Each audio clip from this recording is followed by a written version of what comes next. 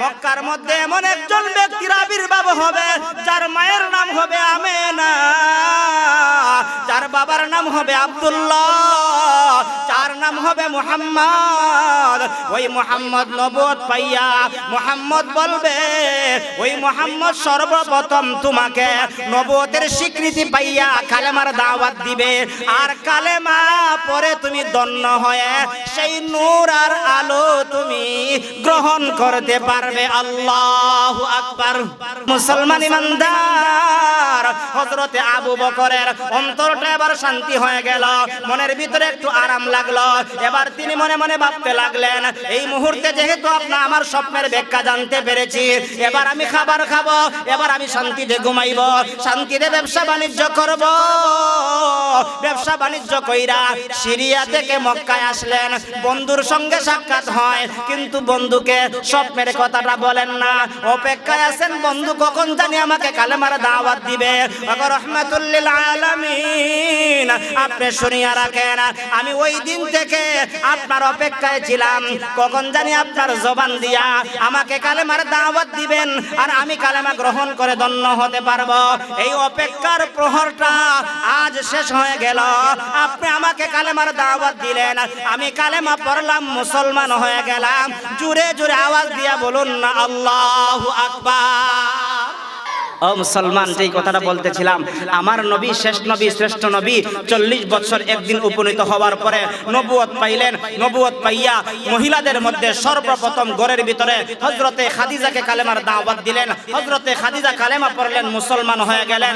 পুরুষদের মধ্যে সর্বপ্রথম হযরতে আবু বকরকেও কালেমার দাওয়াত দিলেন। হযরতে আবু বকরও কালেমা পড়লেন, মুসলমান হয়ে গেলেন। এবার মুসলমান হয়ে গেলেন। এবার নবীজি সাল্লাল্লাহু আলাইহি ওয়াসাল্লাম সংক্ষিপ্ত কথা বালকদের মধ্যে হযরতে আলী রাদিয়াল্লাহু তাআলা আনহুকে কালেমার দাওয়াত দিলেন, তিনিও কালেমা পড়লেন, মুসলমান হয়ে গেলেন। গোলামদের মধ্যে আমার নবী মুহাম্মদ সাল্লাল্লাহু আলাইহি ওয়াসাল্লাম যায়েদ ইবনে হারিসা রাদিয়াল্লাহু তাআলা আনহুকে কালেমার দাওয়াত দিলেন, তিনিও কালেমা পড়লেন, মুসলমান হয়ে গেলেন। সংক্ষিপ্ত কথা, আমার নবী সমস্ত মানুষদের কাছে গোপনে গোপনে কালেমার দাওয়াত দেন। 3 বছর যখন শেষ হয়ে গেল, এবার আমার আল্লাহ জানায় দিলেন, ওয়া আনদির আশীরাতাকাল আকরাবিন। ওগো সরকারে দু আলম, এতদিন আপনি গোপনে গোপনে দাওয়াত দিয়েছেন, স্ত্রীকে দিছেন, বন্ধুকে দিছেন, চাচাতো ভাইকে কালেমার দাওয়াত দিছেন, গোলামকে দাওয়াত দিছেন, খাব্বাবকে দাওয়াত দিছেন, এরকম ভাবে দুর্বল দুর্বল লোক দেইকা দেইকা কালেমার দাওয়াত দিছেন। আজকে থেকে আপনার কালেমার দাওয়াত গোপনে চলবে না, আপনার দাওয়াত আজকে থেকে ওপেন চলবে, প্রকাশ্যে মানুষের কাছে কালেমার দাওয়াত পৌঁছায় দিবে। অতএব আমরাও নবীর উম্মত হইয়া আমরাও কালেমা দাওয়াত, তাওহীদের দাওয়াত, কোরআনের দাওয়াত, দ্বীনের দাওয়াত গোপনে দিব না, আমরা প্রকাশ্যে দিব। জোরে বলুন ঠিক কিনা। রখসার সে বরকা কাদারা পর্দা উঠা দো, রখসার সে বরকা কাদারা পর্দা উঠা দো, লিল্লাহি মুঝে হুসনে খুদা দাদ দেখা দো, লিল্লাহি মুঝে হুসনে খুদা দাদ দেখা দো। আয়ে বহরে করম সদকা হুসাইন ইবনে আলী কা, আয়ে বহরে করম সদকা হুসাইন ইবনে আলী কা, পিয়াসা হো মুঝে শরবত দীদার পিলা দো, পিয়াসা হো মুঝে শরবত দীদার পিলা দো। হয়েছে এক নবী থেকে আরেক নবী এসেছেন, কিন্তু নবীদের দায়িত্ব কর্মসূচি একটাই ছিল, আল্লাহ বলা মানুষদেরকে আল্লাহর পরিচয় মানুষের কাছে পৌঁছে দেওয়া। যেমন আমরা জানি আদম আলাইহিস সালাতু ওয়াস সালামের কালেমা ছিল লা ইলাহা ইল্লাল্লাহ, আদামু সফিউল্লাহ। নূহ আলাইহিস সালাতু ওয়াস সালামের কালেমা ছিল লা ইলাহা ইল্লাল্লাহ, নূহ নাজিউল্লাহ। মূসা কালিমুল্লাহর কালেমা ছিল লা ইলাহা ইল্লাল্লাহ, মূসা কালিমুল্লাহ। ইব্রাহিম আলাইহিস সালাতু ওয়াস সালামের কালেমা ছিল লা ইলাহা ইল্লাল্লাহ, ইব্রাহিম খলিলুল্লাহ। ঈসা আলাইহিস সালাতু ওয়াস সালামের কালেমা ছিল লা ইলাহা ইল্লাল্লাহ, ঈসা রূহুল্লাহ। আমার আপনার নবীর কালেমা ছিল লা ইলাহা ইল্লাল্লাহ, মুহাম্মাদুর রাসূলুল্লাহ। জোরে আওয়াজ দিয়া বলি সুবহানাল্লাহ। আমার নবী আপনার নবী মুহাম্মদ সাল্লাল্লাহু আলাইহি ওয়াসাল্লামকে আমার আল্লাহ তাআলা এই দুনিয়ার জমিনে শেষ নবী, শ্রেষ্ঠ নবী হিসাবে দুনিয়ার মধ্যে প্রেরণ করেছেন।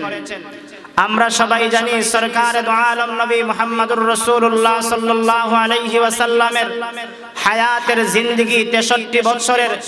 এই 63 বছরের হায়াতের জিন্দেগির ভিতরে নবী করিম সাল্লাল্লাহু আলাইহি ওয়াসাল্লাম জন্মভূমি মক্কায় 40টা বছর নবীজি কাটাইছেন। মক্কার ছোট বড়, কালো সুন্দর, ধনী গরিব সবাই নবীকে মহব্বত করে, সবাই নবীকে ভালোবাসে। এমনকি নবীজিকে তারা উপাধি দিল আল আমিন, সত্যবাদী হিসাবে তারা উপাধি দিয়ে দিল। যখন নবীজির বয়স 40 বছর একদিন উপনীত হয়ে গেল, আমার আল্লাহ পাকের ধ্যান মগ্ন থাকতেন জাবালে নূর হেরা গুহায়। ওই জায়গায় জিবরিল আমিনকে পাঠায়া আল্লাহ তাআলা জানায়া দিলেন, ওগো নবীজি, এতদিন আপনার পরিচয় ছিল মুহাম্মদ বিন আব্দুল্লাহ, আব্দুল্লাহর বেটা মুহাম্মদ। আজকে থেকে আপনার পরিচয় হয়ে গেল মুহাম্মাদুর রাসূলুল্লাহ। জুড়ে বলি সাল্লাল্লাহু আলাইহি ওয়াসাল্লাম। আমার নবী সরকারে দু আলম নবী মুহাম্মদুর রাসূলুল্লাহ সাল্লাল্লাহু আলাইহি ওয়াসাল্লাম মক্কার জিন্দেগিতে, মক্কা নগরীতে জন্মগ্রহণ করলেন। জন্মগ্রহণ করার পরে 40টা বছর নবীজি মক্কায় কাটাইলেন। মক্কার ছোট বড়, কালো সুন্দর, ধনী গরিব সবাই নবীকে মহব্বত করে, সবাই নবীকে ভালোবাসে। নবীজির কোনো বিরোধিতা কেউ করে না, নবীজিকে কেউ কোনোদিন গালিও দেয় না, নবীজিকে নিয়ে কেউ সমালোচনা করে না।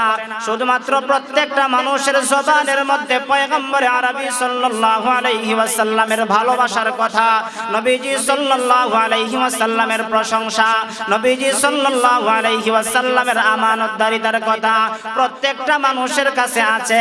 যেই দিন আমার নবী মুহাম্মদ সাল্লাল্লাহু আলাইহি ওয়াসাল্লামকে আমার আল্লাহ জাবালে নূর হেরা গুহার মধ্যে মুহাম্মদ বিন আব্দুল্লাহর স্বীকৃতি পরিবর্তন করে মুহাম্মাদুর রাসূলুল্লাহর স্বীকৃতি দিয়েছেন আমার নবী সাল্লাল্লাহু আলাইহি ওয়াসাল্লাম। এবার স্বীকৃত প্রাপ্ত নবী হওয়ার পর আমার নবী যখন কালেমার দাওয়াত দিতে আরম্ভ করলেন, ইতিপূর্বে যারা নবীকে মহব্বত করত, ইতিপূর্বে যারা নবীকে ভালোবাসত, ইতিপূর্বে যারা নবীজিকে প্রশংসা করত, ওই সমস্ত লোকেরাই নবীজির শত্রুতে রূপান্তরিত হয়ে গেছে। জুড়ে বলুন ঠিক কিনা? আমার নবী সাল্লাল্লাহু আলাইহি ওয়াসাল্লামের জন্মের পর থেকে 40 বছর পর্যন্ত কোনো শত্রু ছিল না, নবীজির বিরুদ্ধে কেউ কথা বলতো না। নবীজি যখন কালেমার দাওয়াত লা ইলাহা ইল্লাল্লাহ মুহাম্মাদুর রাসূলুল্লাহর দাওয়াত দিতে আরম্ভ করলেন, এবার নবীজির শত্রুর কোনো অভাব ছিল না। আমি যেই কথাটা বুঝাইতে চাই, নবী করিম সাল্লাল্লাহু আলাইহি ওয়াসাল্লাম জাবালে নূর হেরা গুহার মধ্যে স্বীকৃত প্রাপ্ত হলেন। এই স্বীকৃত প্রাপ্ত হয়ে সর্বপ্রথম সরকারে দু আলম নবী মুহাম্মদ সাল্লাল্লাহু আলাইহি ওয়াসাল্লাম সেই কালেমার দাওয়াত নিয়ে হযরতে খাদিজাতুল কুবরা রাদিয়াল্লাহু তাআলা আনহা তথা নবীজির ঘরের ভিতরে আসলেন। নবীজি সাল্লাল্লাহু আলাইহি ওয়াসাল্লাম ঘরের ভিতরে আয়েশা হযরতে খাদিজাকে বললেন, খাদিজা, আমাকে আমার আল্লাহ নবুয়ত দান করেছে, আমি আল্লাহর পক্ষ থেকে প্রেরিত নবী হয়েছি, নবী হইয়া তোমাকে নবুয়তের স্বীকৃতি প্রাপ্ত কালেমার দাওয়াত তোমাকে দিচ্ছি, তুমি পড়ো লা ইলাহা ইল্লাল্লাহ মুহাম্মাদুর রাসূলুল্লাহ। হযরতে খাদিজাতুল কুবরা রাদিয়াল্লাহু তাআলা আনহা কোনো প্রশ্ন করেন নাই, বিনা প্রশ্নে কালেমা পড়ে মুসলমান হয়ে গেছে। সুবহানাল্লাহ জোরে বলেন। আমার নবী সরকার দু আলম নবী, দু জাহানের সরদার নবী, উম্মতের কান্ডারি নবী মুহাম্মাদুর রাসূলুল্লাহ সাল্লাল্লাহু আলাইহি ওয়াসাল্লাম নিজে প্রশ্ন করলেন খাদিজাকে, ও প্রাণের স্ত্রী খাদিজা, আমি তোমাকে বললাম আমি নবী হয়েছি, তুমিও বিশ্বাস করে নিলা, তার কারণটা তো বুঝতে পারলাম না, তোমার অন্তরের ভিতরে কি কোনো প্রশ্ন জাগলো না? স্বামী হিসাবে স্ত্রীর জন্য, স্ত্রী হিসাবে স্বামীর জন্য একটা প্রশ্ন থাকতেই পারে, স্বাভাবিক। তুমি কি করেছো, কিভাবে হয়েছ, প্রশ্ন করতে পারে, সেটা স্বাভাবিক। জুড়ে বলুন ঠিক কিনা? স্ত্রীর কাছে স্বামী একটা কথা বলবে, অথবা স্বামীর কাছে স্ত্রী একটা কথা বলবে, বললেই এত সকাল স্ত্রীও মেনে নেয় না, স্বামীও এত সকাল মেনে নেয় না, জিজ্ঞাসা করে কেন এবং কি কারণে। কিন্তু হযরতে খাদিজা কোনো প্রশ্ন করলেন না, বিনা প্রশ্নে যখন কালেমা পড়ে মুসলমান হলেন, নবীজি প্রশ্ন করলেন তুমি কি কারণে সাথে সাথে কালেমা পড়ে মুসলমান হয়ে গেলা, তোমার মনের ভিতরে কি কোনো প্রশ্ন জাগলো না? হযরতে খাদিজাতুল কুবরা রাদিয়াল্লাহু তাআলা আনহা বলেন, ও প্রাণের স্বামী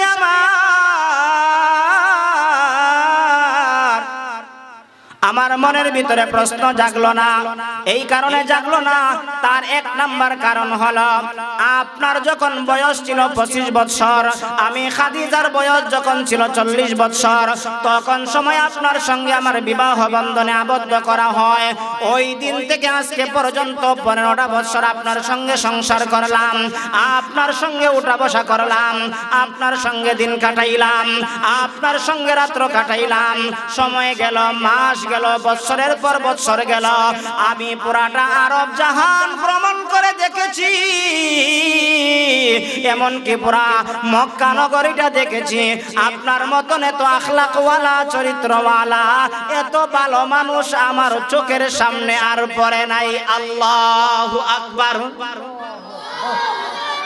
সেই কথাটা স্বীকৃতি আসছে সর্বপ্রথম কোথায় থেকে? ঘরের ভিতর থেকে। ঘরের স্ত্রী স্বীকৃতি দিচ্ছে আপনার মতন ভালো মানুষ, আপনার মতন আখলাকওয়ালা, আপনার মতন চরিত্রওয়ালা আর কেউ। 2 নম্বরে হযরতে খাদিজাতুল কুবরা রাদিয়াল্লাহু তাআলা আনহা প্রাণের স্বামীকে ডাক দিয়া বললেন, ও প্রাণের স্বামী আমার, 2 নম্বর কথা হলো আপনার কাছে এমন 3টা জিনিস পেয়েছি যা অন্য কারো কাছে পাই নাই। 1 নাম্বার হলো আপনি আমানতের খেয়ানত করেন না। আমাদের সমাজের মধ্যে আমানতের খেয়ানত করে এমন মানুষ আছে না নাই?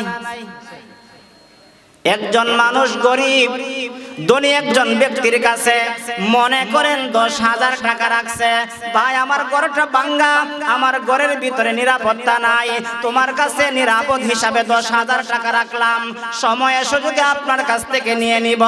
10 মাস পরে টাকাটা খুঁজছে দেওয়ার জন্য, মুখ ফুচ্চা না করে, তোমার কোনো টাকা আমার কাছে নাই। এমন মানুষ আছে না নাই? কিন্তু আমার নবী এমন একজন আমানতদার, হযরতে খাদিজা স্বীকৃতি দিয়েছেন আপনার মতন আমানতওয়ালা বান্দা আমি আর দেখি নাই, আপনার মতন আমানতদার ব্যক্তি আমি দেখি নাই। অতএব আপনার কাছে এমন একটা গুণ পেয়েছি, যেই গুণ মক্কার আর কারো কাছে এমন গুণ আমি পাই নাই। সুবহানাল্লাহ। 2 নাম্বার হলো আপনি ওয়াদার বরখেলাফ করেন না। আজকে আমাদের সমাজের মধ্যে ওয়াদা করলে ওয়াদার বরখেলাফ করে এমন মানুষ আছে না নাই? যেমন মেম্বারে ওয়াদা করে, ওয়াদার পর খেলাফ করে, চেয়ারম্যানে ওয়াদা করে, ওয়াদার পর খেলাফ করে, এমপি ওয়াদা করে, ওয়াদার পর খেলাফ করে, এলাকার মুরব্বী ওয়াদা করে, ওয়াদার পর খেলাফ করে। বাজারের মধ্যে এমন কিছু মানুষ আছে ওয়াদা করে আপনার টাকাটা অমুক দিন দিয়ে দিব, ওয়াদার পর খেলাফ করে। এমন মানুষ যেরকম ভাবে বাজারে আছে, ঘরে আছে, সমাজে আছে, নেতা নেত্রী সব আছে, কিন্তু আমার নবী এমন একজন ওয়াদাকৃত বান্দা, যেই নবী মুহাম্মদ সাল্লাল্লাহু আলাইহি ওয়াসাল্লাম নবী হবার আগেও তিনি ওয়াদার পর খেলাফ করতেন না। আমার নবী সাল্লাল্লাহু আলাইহি ওয়াসাল্লামের কাছে হযরতে খাদিজাতুল কুবরা রাদিয়াল্লাহু তাআলা আনহা বলেন, আপনার কাছে আমি 2 নম্বরে আরেকটা জিনিস পেয়েছি, আপনি ওয়াদার পর খেলাফ করেন না, যা ওয়াদা করেন তা বাস্তবায়ন করেন, এটা আপনার কাছে 2 নম্বরে পেয়েছি। 3 নম্বরে হলো আপনি আত্মীয়তার সম্পর্ক ছিন্ন করেন না। আজকে দেখা যায় একই গ্রামের মধ্যে, একই বাড়ির মধ্যে 3টা ফ্যামিলি আছে, 4টা ফ্যামিলি আছে। হঠাৎ করে একটা ফ্যামিলির মানুষ ধনী হয়ে গেছে, টাকাওয়ালা হয়ে গেছে। টাকাওয়ালা হয়ে যাওয়ার কারণে লাগাগড়ের গরিব বাবাটাকে চিনে না, চাচাটাকে চিনে না, লাগাগড়ের চাচাতো ভাইটাকে চিনে না। টাকা থাকার কারণে আত্মীয়তার সম্পর্ক ছিন্ন করে দেয়। এমন মানুষ আমাদের সমাজে আছে না নাই? আছে। কিন্তু হযরতে খাদিজা বলেন, আপনার কাছে এমন 3টা জিনিস পেয়েছি যা অন্য কারো কাছে পাই নাই। 1 নাম্বার হলো আপনি আমানতের খেয়ানত করেন না, 2 নম্বরে ওয়াদার পর খেলাফ করেন না, 3 নম্বরে আপনি আত্মীয়তার সম্পর্ক ছিন্ন করেন না। এই 3টা কথা বলার পরে আরেকটা কথা বলেন, ওগো নবীজি আপনার কাছে এমন আরো কিছু জিনিস পেয়েছি যা অন্য কারো কাছে পাই নাই। আমি আরব জাহান সহ তামাম আরবটা আমি ভ্রমণ করেছি। আমি একজন ব্যবসায়ী মহিলা, আমার ব্যবসা বাণিজ্য বিভিন্ন দেশের মধ্যে চলতো। কত মানুষের সঙ্গে আমি চলেছি, যত মানুষকে আমি চিনেছি দেখেছি, সমস্ত মানুষের মধ্যে সবচাইতে ভালো এবং আখলাকওয়ালা আপনি। আমার বিশ্বাস হয়ে গেছে আসমানের মালিক আল্লাহ তাআলা, জমিনের মালিক আল্লাহ তাআলা, আপনার রব আমার রব আল্লাহ তাআলা মক্কার মধ্যে যদি এই মুহূর্তে কাউকে নবী বানাইতে চান তো আপনার চাইতে ভালো মানুষ আর কাউকে দেখি না। অতএব যেহেতু আপনি ভালো মানুষ, আপনি আমানতদার, আপনি সত্যবাদী, অতএব আল্লাহ যে আপনাকে নবী বানাইছেন এতে কোনো আমার অবিশ্বাস হয় না, আমার বিশ্বাস হয়ে গেছে। আর বিশ্বাস হওয়ার কারণে আমি খাদিজা কোনো প্রশ্ন করি নাই, বিনা প্রশ্নে আমি কালেমা পড়ে মুসলমান হয়ে গেছি। সুবহানাল্লাহ জোরে বলে। হযরতে খাদিজা প্রশ্ন কেন করেন নাই? নবীর কাছে কোয়ালিটি পেয়েছেন, নবীর কাছে বৈশিষ্ট্য পেয়েছেন, যেই বৈশিষ্ট্যগুলো আজকে আমাদের সমাজের মানুষের কাছে নাই, কোনো নেতার কাছে নাই, কোনো মুরব্বির কাছে নাই। আমানত মুরব্বির কাছে রাখলেও খেয়ানত করে, মুরব্বি ওয়াদা করলেও বর খেলাফ করে। মুরব্বি দেখা যায় স্বার্থের কারণে আত্মীয়তার সম্পর্ক ছিন্ন করে। এমন মানুষ, এমন নেতা, চেয়ারম্যান, মেম্বার সহ যে যে সেক্টরে আছে প্রত্যেকটা মানুষ এমন খেয়ানতকৃত আছে না নাই? আছে। সংক্ষিপ্ত কথা, আমার নবী সর্বপ্রথম জাবালে নূর হেরা গুহা থেকে আয়েশা হযরতে খাদিজাকে দাওয়াত দিলেন। হযরতে খাদিজা কালেমা পড়লেন, মুসলমান হয়ে গেলেন। 2 নম্বরে সরকারে দু আলম নবী মুহাম্মদুর রাসূলুল্লাহ সাল্লাল্লাহু আলাইহি ওয়াসাল্লাম ওনার ছোটবেলার বন্ধু হযরতে আবু বকরকে কালেমার দাওয়াত দিলেন।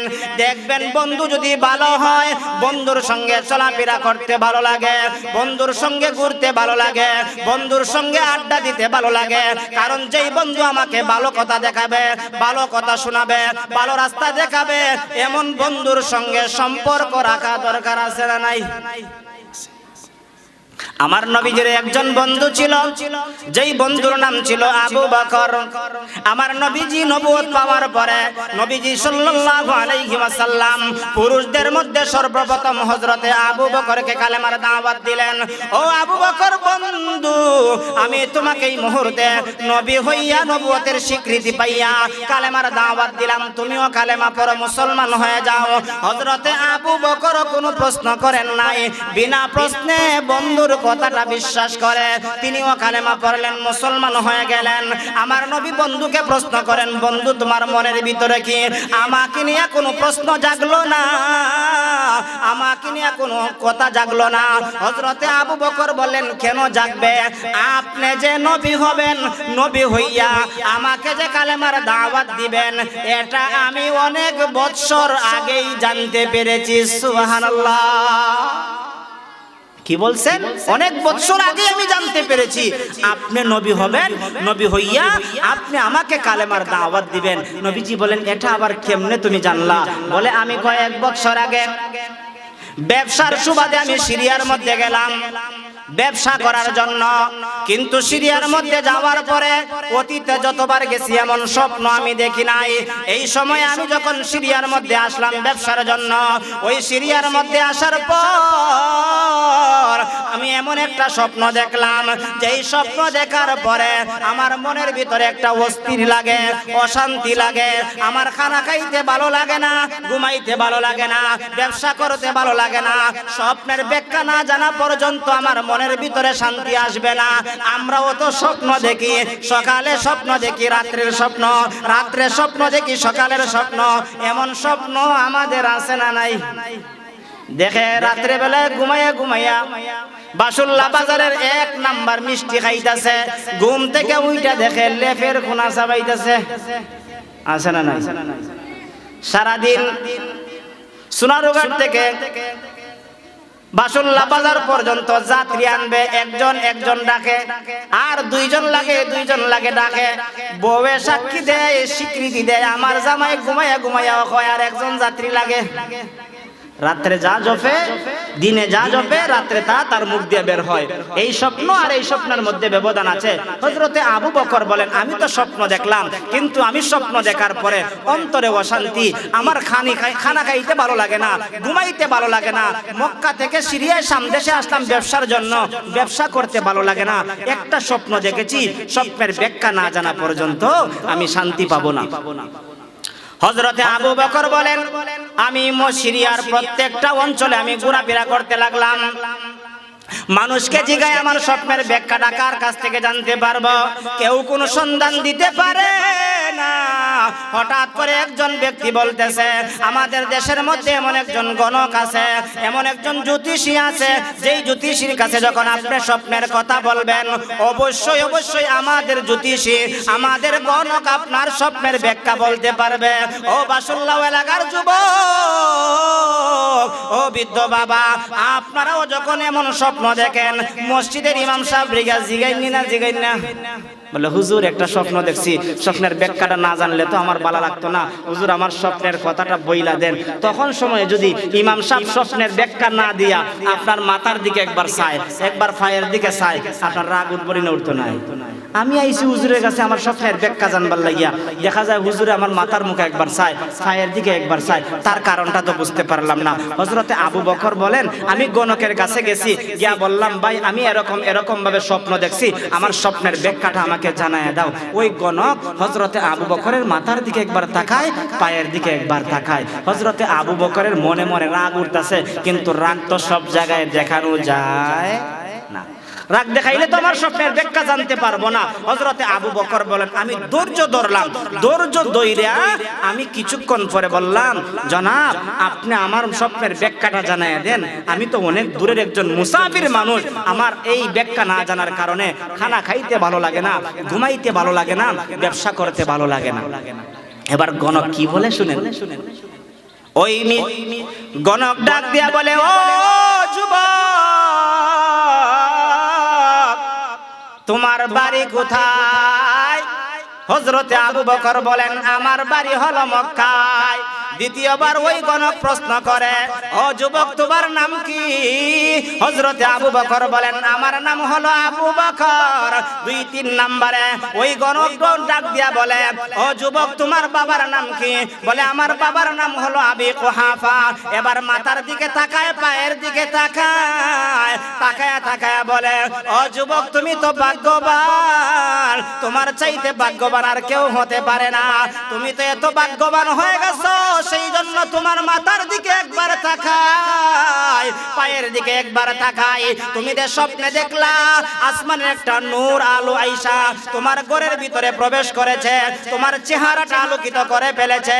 ও যুবক, তুমি শুনিয়া রাখো, তোমার বাড়ি যদি সত্যি মক্কায় হয়ে থাকে, তোমার নাম যদি আবু বকর হয়ে থাকে, তোমার বাবার নাম যদি আবি কুহাফা হয়ে থাকে, মক্কার মধ্যে এমন একজন ব্যক্তির আবির্ভাব হবে যার মায়ের নাম হবে আমেনা, যার বাবার নাম হবে আব্দুল্লাহ, যার নাম হবে মুহাম্মদ। ওই মুহাম্মদ নবুয়ত পাইয়া মুহাম্মদ বলবে, ওই মুহাম্মদ সর্বপ্রথম তোমাকে নবুয়তের স্বীকৃতি পাইয়া কালেমার দাওয়াত দিবে, আর কালেমা পরে তুমি ধন্য হয়ে সেই নূর আর আলো তুমি গ্রহণ করতে পারবে। আল্লাহু আকবার। ও মুসলমান ইমানদার, হযরতে আবু বকরের অন্তরটা এবার শান্তি হয়ে গেল, মনের ভিতরে একটু আরাম লাগলো। এবার তিনি মনে মনে ভাবতে লাগলেন, এই মুহূর্তে যেহেতু আপনার আমার স্বপ্নের ব্যাখ্যা জানতে পেরেছি, এবার আমি খাবার খাবো, এবার আমি শান্তিতে ঘুমাইবো, শান্তিতে ব্যবসা বাণিজ্য করব। ব্যবসা বাণিজ্য কইরা সিরিয়া থেকে মক্কায় আসলেন, বন্ধুর সঙ্গে সাক্ষাৎ হয়, কিন্তু বন্ধুকে স্বপ্নের কথাটা বলেন না, অপেক্ষায় আছেন বন্ধু কখন জানি আমাকে কালেমার দাওয়াত দিবে। রহমাতুল লিল আলামিন, আপনি শুনিয়া রাখেন, আমি ওই দিন থেকে আপনার অপেক্ষায় ছিলাম, কখন জানি আপনার জবান দিয়া আমাকে কালেমার দাওয়াত দিবেন আর আমি কালেমা গ্রহণ করে ধন্য হতে পারবো। এই অপেক্ষার প্রহরটা আজ শেষ হয়ে গেল। আপনি আমাকে কালেমার দাওয়াত দিলেন, আমি কালেমা পড়লাম, মুসলমান হয়ে গেলাম। জোরে জোরে আওয়াজ দিয়া বলুন না আল্লাহু আকবার।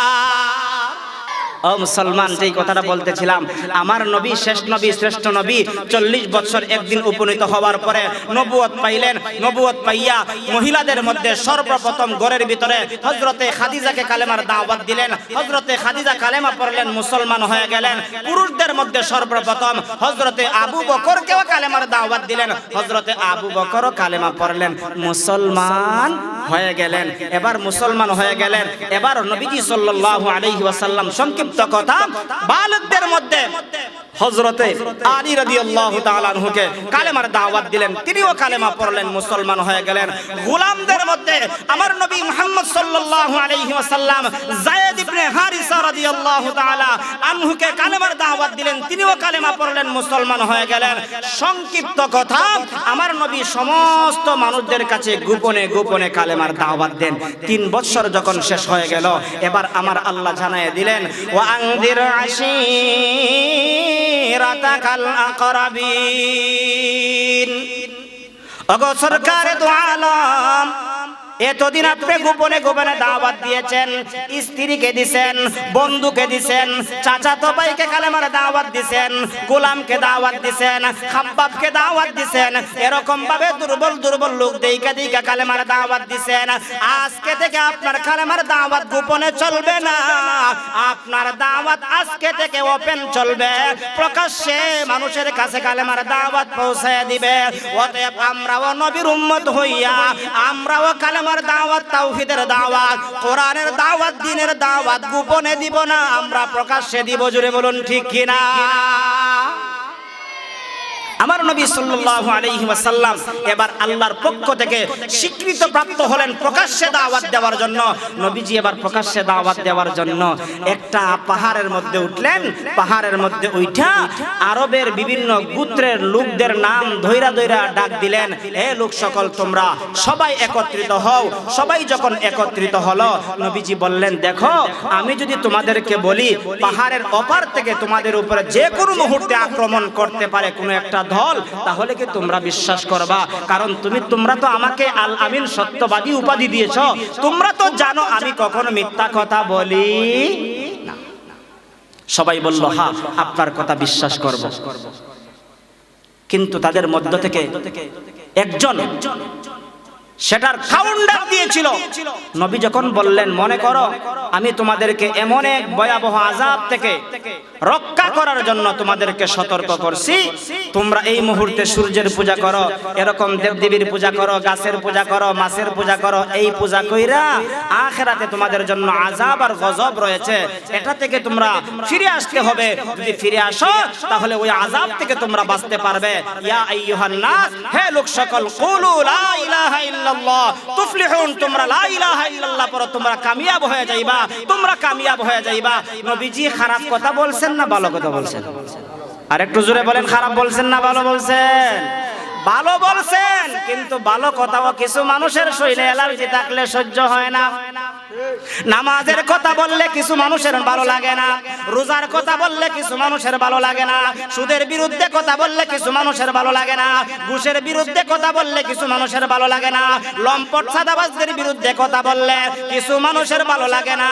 কিন্তু তোমার ভালো লাগুক অথবা নাই লাগুক, দ্বীনের কথা, ইসলামের কথা, কোরআনের কথা সবাইকে বলতে হবে। জুড়ে বলুন ঠিক কিনা? আমার নবী সাল্লাল্লাহু আলাইহি ওয়াসাল্লাম বললেন, আমাকে আমার আল্লাহ দায়িত্ব দিয়েছেন, তোমাদের ভালো লাগুক অথবা নাই লাগুক আমার দায়িত্ব আমি পালন করব।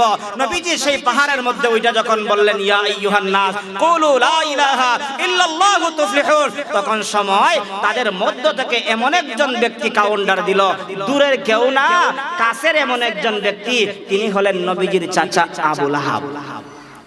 দূরের মানুষে কষ্ট দিলে সহ্য করা যায়, কাছের মানুষে কষ্ট দিলে সেটা সহ্য করা যায় না। কয় নানি, আরে আমি তো বাজারও পিঠা খাইছি, কোনো অসুবিধা নাই, লাগা ঘরের আমার চাচার করে বাইয়ে যে আমার একটা গালি দিল, এটা তো আমি সহ্য করতে পারলাম না। তার এক বেটায় কয়, এ বেটা তোমারে ফিরছে, তুমি কষ্ট পাইলাই না, লাগা ঘরের বেটায় গালি দিছে, তুমি কষ্ট পাইলাই কি তার লাগি? কয় বেটা এ তো আমার রক্ত সম্পর্ক, এই মাইরের চাইতে তো গালিটা আরো বেশি ওজনদারি, আমার কাছে এটা বেশি কষ্ট লাগছে, বাজারে যদি আমারে মাইরিয়া হসপিটালে পাঠাইতো এত বেশি কষ্ট লাগতো। আমার নবীজি সাল্লাল্লাহু আলাইহি ওয়াসাল্লাম কষ্ট পাইছেন, এমন একজন ব্যক্তি কাউন্টার দিল, কাউন্টার দিয়ে কি বলে, তাব্বান লাকা ইয়া মুহাম্মদ আলিহাদা জামাতানা। নবীজির চাচা আবু লাহাব ডাক দিয়া বলে, ইয়া মুহাম্মদ তুমি ধ্বংস হও, তুমি কি এই জন্য আমাদেরকে একত্রিত করেছ? আজকে যদি দাওয়াত ও তাবলীগের কিছু মানুষ গিয়া মানুষকে বলে ভাই এই কাজের মধ্যে আসো, ওই কাজটা বাদ দিয়া দাও, কিছু মানুষ তার বিরোধিতা করে, আছে না নাই? আর একটু জোরে বলেন, আছে না নাই? নবীজি বললেন, ও লোক সকল, তোমরা ওই কাজ বাদ দিয়া দ্বীনের পথে আসো। সর্বপ্রথম কাউন্টার দিল নবীজির চাচা আবু লাহাব, এমন কাউন্টার দিল যেই কাউন্টারটা আল্লাহর কাছে সহ্য হয় নাই, নবীর কাছেও সহ্য হয় নাই। নবীকে বলে ধ্বংস হওয়ার জন্য, আমার আল্লাহ বলেন আমার হাবিবকে তোমরা বলছো ধ্বংস হওয়ার জন্য, আমার হাবিবকে কেউ ধ্বংস করতে পারবে না। বলুন তো দেখি আমার নবীজির জিম্মাদার একমাত্র কে? আর একটু জোরে আওয়াজ দিয়া বলুন কে? ও মুসলমান ইমানদার, যেই নবীকে আমার আল্লাহ তাআলা জিম্মাদার নিয়েছেন, ওই নবী তো এমন নবী যেই নবী জন্মের পূর্বেই বাবাকে হারাইছেন, জন্মের 6 বছর পরে মাকে হারাইলেন, 8 বছর বয়সে দাদাকে হারাইলেন, চাচার কাছে লালিত পালিত হলেন। ওই নবীর জিম্মাদার মৃত্যু পর্যন্ত থাকবেন একমাত্র কে? আল্লাহ থাকবেন। কাফের বেদিন বেঈমান নবীজির চাচা হওয়ার পরেও বলেছে মুহাম্মদ তুমি ধ্বংস হও। আল্লাহ বলেন আমার হাবিবকে ধ্বংসের কথা বলেছ, আমার হাবিব ধ্বংস হবে না, তোর উভয় হাত ধ্বংস হোক এবং তুই সে নিজেও ধ্বংস হ। তোর মতন আবু লাহাবকে ধ্বংস করার ক্ষমতা আমার আল্লাহর আছে। আমার আল্লাহ বলেন আমি আল্লাহ এমন ক্ষমতাওয়ালা, আমি আল্লাহ কাউকে যদি ধ্বংস করতে চাই, আমি আল্লাহ তাআলা বাহিনী দিয়ে ধ্বংস করলে অস্ত্রের প্রয়োজন হয় না, আর অস্ত্র দিয়ে ধ্বংস করতে চাইলে আমি আল্লাহর বাহিনীর প্রয়োজন হয় না। তিনি হলেন ইন্নাকা আলা কুল্লি শাইইন কাদির। জোরে আওয়াজ দিয়া বলুন আল্লাহু আকবার। ও মুসলমান, আমার নবী সাল্লাল্লাহু আলাইহি ওয়াসাল্লাম সরকারে দু আলম নবীকে গালি দিল, তাব্বান লাকা ইয়া মুহাম্মদ, হে মুহাম্মদ তুমি ধ্বংস হও। আলিহাযা জামাতানা, তুমি কি এইজন্য আমাদেরকে একত্রিত করছো? দেখবেন দাওয়াত ও তাবলীগের কিছু মানুষ আছে দোকান থেকে ডাইকা আনে, বলে ভাই আপনার চেয়ার থেকে লাইমে আসেন, দিনই কথা শোনার জন্য। দুইজনে কথা শুনে আরেকজনের সমালোচনা করে, এই বেটা দোকান থেকে আমার তুলছস, তোর কথার চাইতে আমার দোকান বড়। এমন না খানদান না ফরমান আছে না নাই? আর একটু জোরে বলেন আছে না নাই? আছে। আমার নবী যখন বললেন, ইয়া যখন কাউন্টার দিল, আমার আল্লাহ বলেন তোর কাউন্টারের বিরুদ্ধে আমি আল্লাহ তাআলা সূরা লাহাব নাজিল করে জানায় দিলাম, তোর উভয় হাত ধ্বংস হোক এবং তুই সিনে নিজেও ধ্বংস হ। আল্লাহ তাআলা উহুদের প্রান্তরে আল্লাহ তাকে এমন ভাবে ধ্বংস করেছেন, তার লাশের কাছেও কেউ যায়। তে ধ্বংস করার ক্ষমতা আছে একমাত্র কার? আরেকটু জোরে আওয়াজ দিয়া বলুন কার? আমার নবী সাল্লাল্লাহু আলাইহি ওয়াসাল্লাম যেই কথাটা বলতেছিলাম, প্রকাশ্যে দাওয়াত দিলেন, চাচা বিরোধিতা করলো। চাচার কথাটা শুই না যদি এবার নবীজি কালেমার দাওয়াত বন্ধ করে দিতেন, আপনাদের 20 গাঁও দারুস সালাম মাদ্রাসা পর্যন্ত কালেমার দাওয়াত কি আসতো? হ্যাঁ, মাদ্রাসা হইতো, মসজিদ হইতো, আপনার মাথায় টুপি আসতো, মুখে দাঁড়িয়ে আসতো? না না, আসতো না।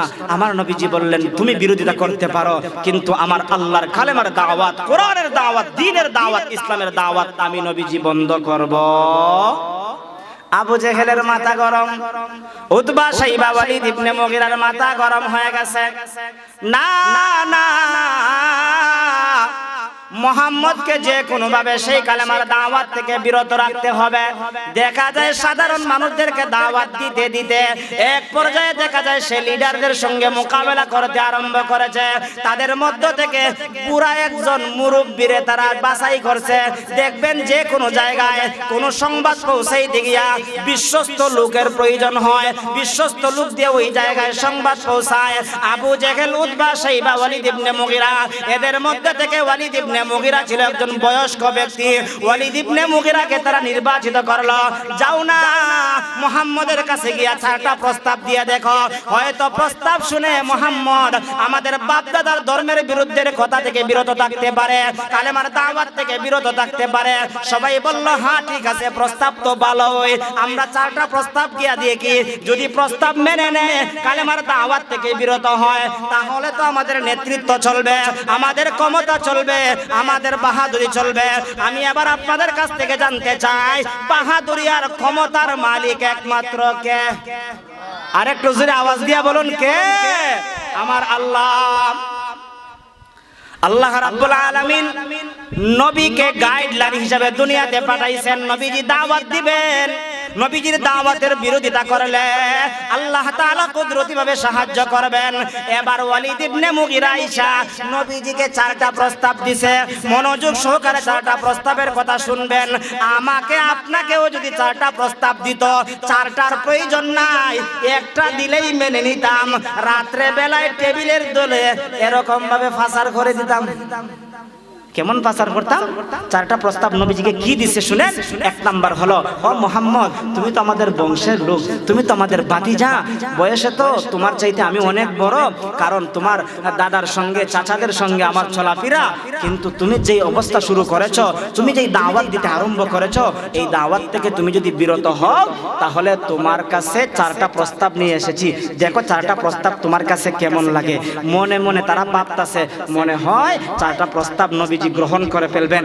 1 নাম্বার হলো, মুহাম্মদ প্রত্যেকটা মানুষই তো মুরব্বিগিরি করে, মুরব্বিগিরি করে ক্ষমতা পাওয়ার জন্য, লোভের জন্য। যদি ক্ষমতা পাওয়া তোমার আশা থাকে, আমরা মক্কার সবাই ঐক্যবদ্ধ হয়ে তোমাকে নেতা বানায় দিব। তোমাকে এরকম ভাবে কি বানায় দিব? লিডার বানায় দিব। লিডার বানাইতে গিয়া, নেতা বানাইতে গিয়া টাকার প্রয়োজন হবে না, পোস্টারের প্রয়োজন হবে না, মাইকিং এর প্রয়োজন হবে না, লিফলেট ছাড়া, টাকা ছাড়া ক্ষমতা তোমাকে দিয়ে দিব। তুমি যদি ক্ষমতা চাও, আমরা সিলেকশনে তোমাকে নেতা বানায় নিব, নেতা মেনে নিব। তবে কথা হলো, আমাদের বাপ দাদার ধর্মের বিরুদ্ধে কথা বলতে পারবা না, কোরআনের দাওয়াত মানুষকে দিতে পারবা না। এমন কথা বলার পরে নবীজি বললেন, হ্যাঁ তোমাদের 1 নাম্বারের প্রস্তাব শুনেছি। আমরা হইলে কইতাম কিতা শুনছি, মানি লইছি। আরে তো নেতা হওয়ার লাগে পোস্টার করতাম, এত কষ্ট করে টাকা খরচ করার কোনো দরকার নাই। নেতা হওয়ার জন্য মাইকিং করতাম, মাইকিং করার কোনো দরকার নাই। এমনিই যদি পাস করা যায়, এমনিই যদি নেতা হওয়া যায়, এত কষ্ট করার কি কোনো দরকার আছে? এমন ইতিহাস আমাদের পিছনে গেছে কি গেছে না? হ্যাঁ, মাইকিং করতে টেকা লাগছে না। এই তোর মাইক দে নাইলে খবর আছে। এই লিফলেট কইরা দে, টেকার চিন্তা করিস না, টেকার কথা কইবে দে, তোর এটা বন্ধ হয়ে যাইবে গিয়া। এমন হুমকি দিয়া আত্মসাৎ কইরা পরিচালনা করছে দেশরে। এমন অবস্থা পরিস্থিতি আমাদের পিছনে গেছে কি যায় নাই? কিন্তু আমার নবী সাল্লাল্লাহু আলাইহি ওয়াসাল্লাম বলেন, তারা আমাকে এক নম্বরের প্রস্তাব দিছে, আমি বলছি তোমাদের প্রস্তাব শুনেছি, 2 নম্বরে তোমাদের প্রস্তাবটা কি তোমরা বলো। এবার ওয়ালিদ ইবনে মুগীরা বলে, ও মুহাম্মদ, 2 নম্বরের প্রস্তাব হলো তুমি যদি ধনী হতে চাও, ধনী হওয়ার জন্য তোমার কষ্ট করতে হবে না।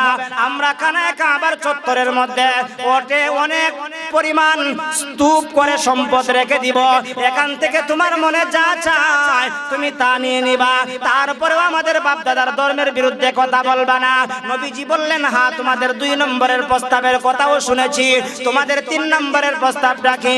বলে 3 নম্বরের প্রস্তাব হলো প্রত্যেকটা মানুষের অন্তরের ভিতরে সুন্দরী নারীর একটা লোভ আছে, সুন্দরী নারীদের দিকে একটা আকর্ষণ আছে।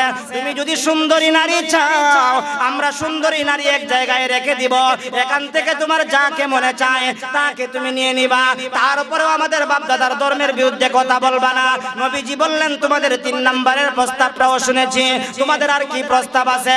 এবার ওয়ালিদ ইবনে মুগীরা বলে, 4 নম্বরের প্রস্তাবটা হলো তোমার যদি সমস্যা থাকে, কোন রোগ থাকে, তুমি এতদিন বলছো না কালেমার দাওয়াত, এতদিন কোরআনের কথা বলছো না, এখন যে নতুন করে বলতেছো, এটা যদি জিন ভূতের কোনো আসর থাকে নাউজুবিল্লাহ, তাহলে তোমাকে ভালো জ্যোতিষের মাধ্যমে চিকিৎসা করাইব, সুস্থ করব।